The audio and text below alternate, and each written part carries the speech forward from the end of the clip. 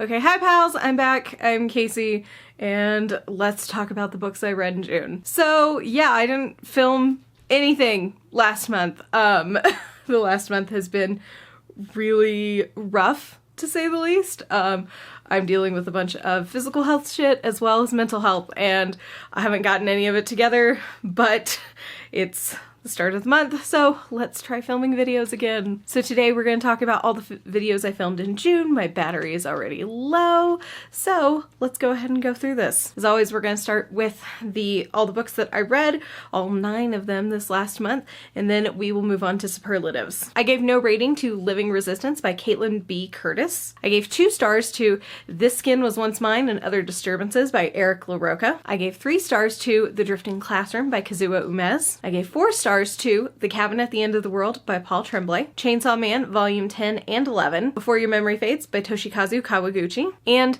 The City in the City by China Mieville. And I gave 5 stars to Don't Call Us Dead by Danez Smith. This is a collection of poetry. Moving on to superlatives. My worst this last month, like by and far, has to be The Skin Was Once Mine and Other Disturbances. This is a short story collection by Eric LaRocca, and the more I read from this author, the more I just don't generally like his shit, just to be really frank about it.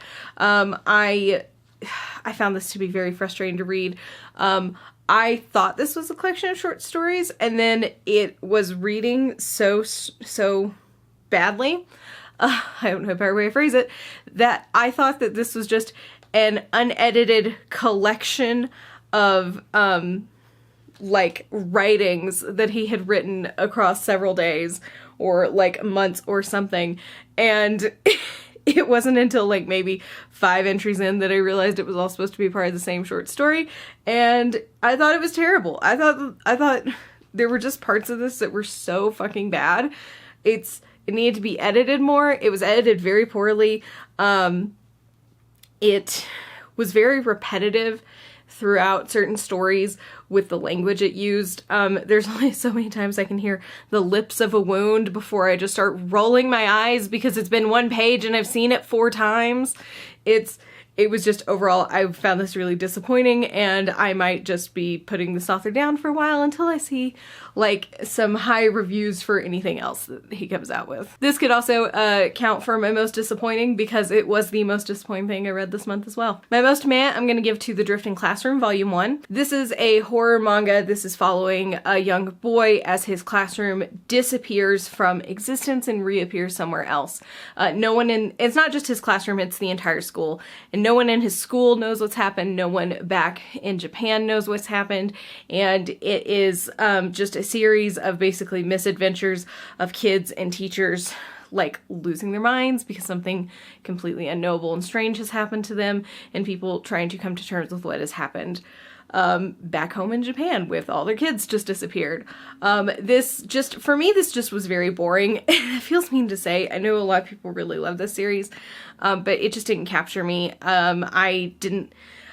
I don't know, there's something about it that just didn't really work for me, and it should have taken me an evening to read, and instead it took me like a week and a half because I just didn't want to read it. Moving on to my most surprising, and I'm gonna give this to The Cabin at the End of the World by Paul Tremblay.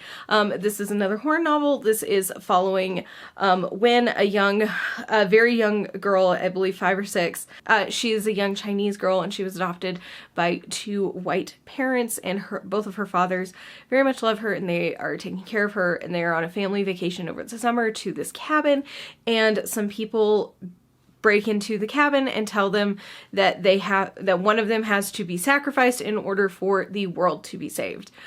This is a very popular novel from this author. It was even turned into a movie, I think, in the last year. And honestly, I just really enjoyed it. Paul Tremblay's kind of hit and miss with me. Some of his stuff I really don't like, but some of it I really love. And luckily for me, I found this one to be very enjoyable and up on the higher end of his work as far as I've enjoyed it. Moving on to my best of the month, and I am going to give this to Don't Call Us Dead by Danez Smith. This is a collection of poetry. This deals with being a Black person in the United States, a Black man in the United States, a gay Black man in the United States, living with HIV as a gay Black man in the United States, and it was extremely good. I listened to the audiobook for this, which is narrated by the poet himself, and it was just an incredible way to spend an evening. It was just absolutely beautiful, really heartbreaking, and I really love this and I can't recommend it highly enough. I'm gonna give a quick shout out to my favorite cover for the month, which does unfortunately have to go to This Skin Was Once Mine and Other Disturbances. I just really like this cover. I think it's really cool. It's a shame that its insides kind of sucked. Okay, that's it. Those are the 9 things that I read in June. Please feel free to do algorithm things, like, comment, subscribe. Let me know what you read in June, what your favorite, least favorite, or your most meh was for the month, because I always find that interesting. I will see you next week, fingers crossed, and yeah, that's it. Bye, pals.